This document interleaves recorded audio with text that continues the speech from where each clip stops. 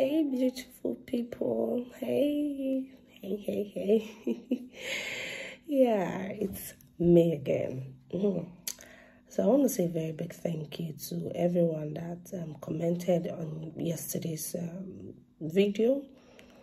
Thank you to everyone that liked, shared, to people, their loved ones. I'm sincerely very grateful. And for your comments, I am eternally grateful because everyone is learning, we're learning, I'm learning. This is my first time on the job. Yeah. So we are learning. In fact, with each baby, there is usually something different. You may be thinking that, okay, your first baby did this and that, and the second one, I'm not going to show you the other side. So to every child, there's usually one distinct difference between the other person from the other person. So that's why they will tell you that every pregnancy is different. I remember my sister's pregnancy. In fact, this last one really showed her shege.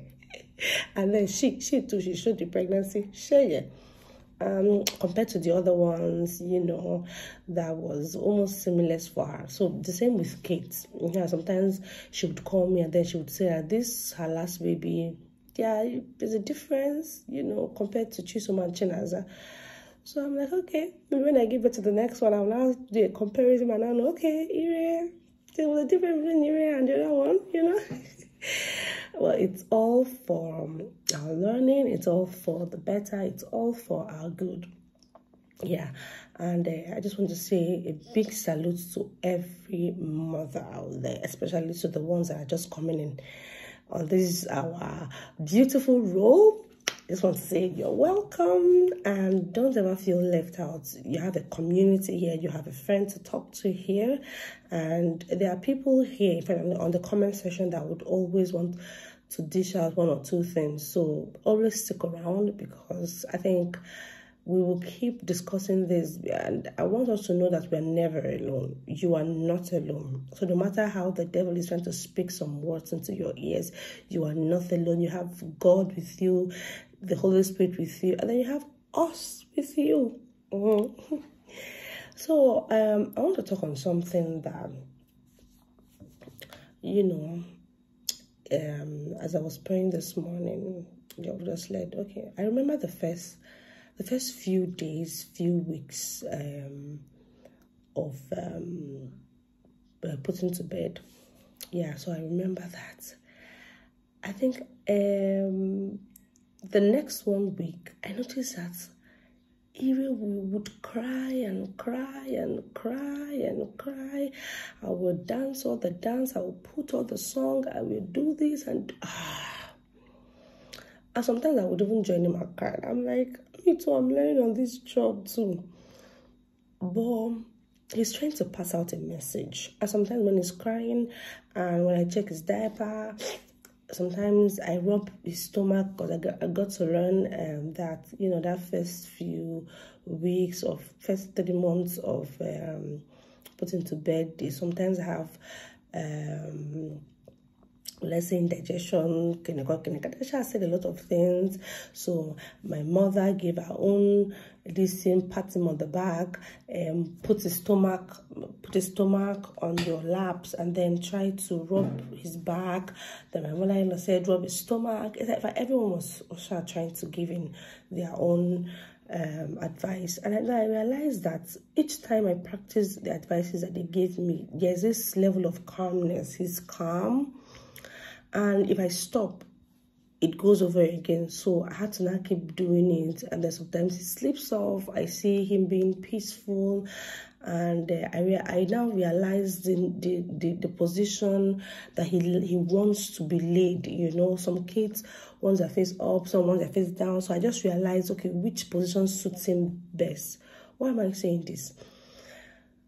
Now, we as a Christian, the perfect way, for a baby, the perfect way for him to communicate with, we being his mother or his father or whoever is taking care of the baby, is when they cry.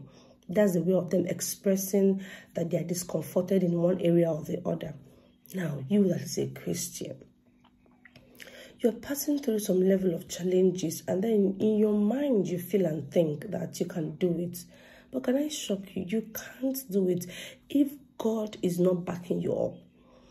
So the best thing you can do to yourself is you have to call on the one that can help you. Imagine Ire, my son, just lying down there. I won't even know that he's passing through some kind of things. I won't even know that he's going through some level of discomfort. But until he cries, I'll now have to double look at him, double check him and check again, and then know, okay, this is the area that he actually needs my help. You understand? So until you cry out, you won't be helped. Now, let's use blind Bartimaeus for a perfect example. Blind Bartimaeus cried out and said, oh, son of David, have mercy on me. Imagine if he had allowed the disciples of Jesus to shut him out. He wouldn't have gotten his healing. We wouldn't have known. We would have just known blind Bartimaeus as the man that cried out and didn't get the help. But he pressed on. So this beginning of the year, yes, we not go great. You don't even agree to laziness in the place of prayer. Don't even agree in laziness to the place of studying, to the place of having a perfect communication with God. You know how best you communicate with your Father. You know how best you talk to him. So I just want us to stop bottling things up. Yes, I know that he knows the content of our heart, but at the same time, he said, as you say it in my ear, so will I do unto you. So when Ire was going through all the yaga he was going through, he was still trying to look for a way to communicate. So when you're going through all the life challenges, all the stress and everything, you still have to call on God. You still have to call on God. My husband will say, after you must have done your best, don't even leave the rest to yourself. Leave the rest to God. And as I'm leaving the rest to God, also ensure that you are upholding it in the place of prayer. Bible says, remind me of my word. Remind him of his word. Keep telling him. Keep telling him. Even when it's as if I have not been able to understand the area that my son is discomforted in, he will keep crying. He will keep crying until I must have gotten a solution to that thing that is worrying him. So you have to keep pressing. That you press today doesn't mean that you will not press in tomorrow. That you press tomorrow doesn't mean that you will not press in next tomorrow. Keep pressing until you get a desired answer. Keep pressing. Jacob said, I will not leave you until you bless me. Let us have that doggedness. I will not leave you until you bless. And even when you bless me, because you still need God to sustain that blessing. Even when you get it, you still have to keep pressing. So why am I saying this? In fact, I keep learning every day, to be very honest with you. And, you know, motherhood has really, really taught me a lot. Really, really opened my eyes to so many things. Really, really made me to see life differently. And for each of these experiences, I'm like that personal to me. And that's why I have to share it. So for there are some things you pass through that God is using that to pass a message to you. Imagine if I had just been crying and crying and crying and crying. But I've not given solution to my son. I've not given him the solution that he needs. And because now I understand that he's just a baby. He needs our help. You too, you're just a baby. It's not just to say, my daddy, your baby is singing. We're very good at saying, my daddy. Is he really your daddy? Is he really your daddy?